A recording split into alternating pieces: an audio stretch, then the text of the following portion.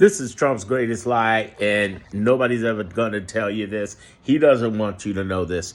It's attention. And I don't mean just narcissistic attention. It's the reason why he's willing to go to war with Iran, with Greenland, with Panama, with anybody and get attention.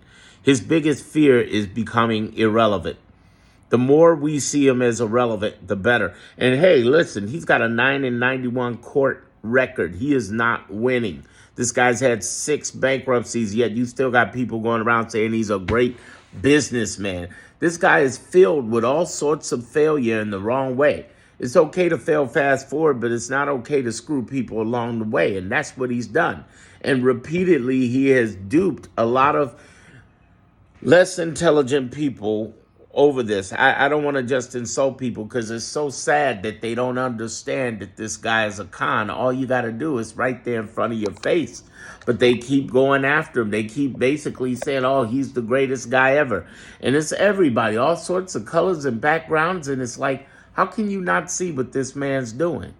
He's pointed out very clearly what his agenda is.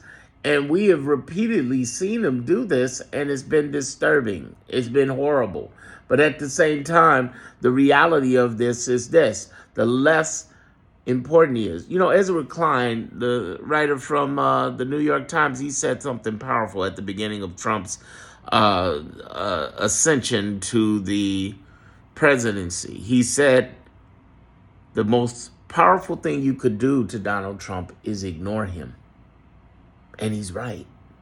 Ignoring him. That is the biggest, I can't stress that enough. Ignoring him. Why? It's not like you're ignoring a child. It's the fact that you have to replace what's going on. Let me point out exactly what I mean by replace what's going on. What's happening right now is that he's got so many distractions. It's a narrative. And we have to identify that narrative and those distractions.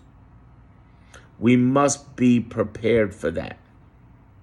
We must know that this is designed to be a lie. Because every week and every weekend, he's designing a lie to distract you from $880 billion he's pulling, from trying to put people like Aurelio Garcia in jail, from trying to basically send ICE people to blue cities.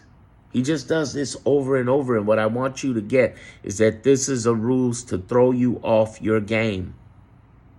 If you get that, that's the bigger part. Look for the next video as I really go deep into some things that's related to this.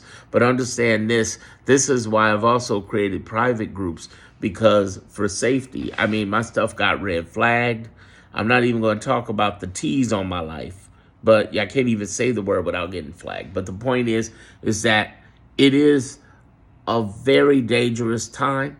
But understand this, what weakens him is the less attention you give him, and the more attention you give on fighting for our causes, on what's coming out from him, like executive orders, and like from the GOPs in Congress, like this big, beautiful BS bill.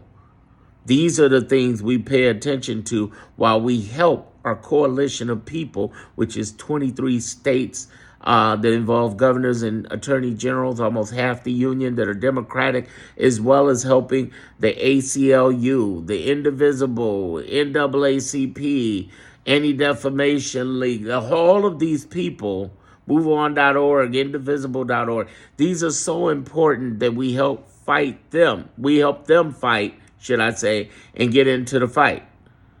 Don't worry about supporting the Democratic Party. They can support themselves. They're $1 billion institution. They'll be all right. In fact, they raised 10 times the money since Elon came in and started shutting stuff down. And since Trump showed up, they're able to raise the money. They'll be okay. It's the smaller, regional, and your local and county. Those are the ones who need help. And we got to jump in and help and continue to fight. But the thing that hurts him most is becoming irrelevant. So much he wants to start a war with Iran.